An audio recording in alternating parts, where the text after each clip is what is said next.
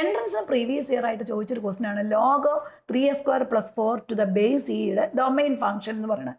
ഇതിൻ്റെ ഡൊമൈൻ എന്ന് പറയുന്നത് നമുക്ക് ഈ ഒരു ഇക്വേഷൻ ഉപയോഗിച്ച് വളരെ ഈസി ആയിട്ട് കാണാൻ പറ്റും.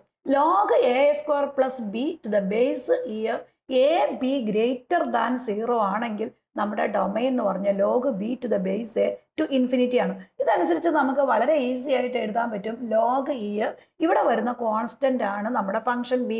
അപ്പോൾ ബി എന്ന് പറഞ്ഞാൽ 4 വരും, ദെൻ ടു ഇൻഫിനിറ്റി ആയിരിക്കും. ഇവിടെ ഓപ്പൺ, ഇവിടെ ക്ലോസ്ഡ് ആയിരിക്കും നമ്മുടെ ആൻസർ എന്ന് പറയുന്നത്. സെയിം മോഡൽ ഒരു ക്വസ്റ്റ്യൻ വരുമ്പോൾ നമ്മുടെ ഡൊമൈൻ ഫംഗ്ഷൻ എന്ന് പറഞ്ഞാൽ that is equal to log e to the ഇവിടെ വരുന്ന കോൺസ്റ്റന്റ് 2 ആണ്, 2, ഇൻഫിനിറ്റി ആയിരിക്കും. ഇവിടെ ഓപ്പൺ ആയിരിക്കും, ഇവിടെ ക്ലോസ്ഡ് ആയിരിക്കും. ഏതൊരു പ്രോബ്ലം ഈ ഒരു മോഡലിലോ അല്ലെങ്കിൽ ഈ ഒരു ഷോർട്ട് കട്ട് ഉപയോഗിച്ച് വളരെ ഈസി ആയിട്ട് നമുക്ക് ആൻസർ എഴുതാവുന്നതാണ്.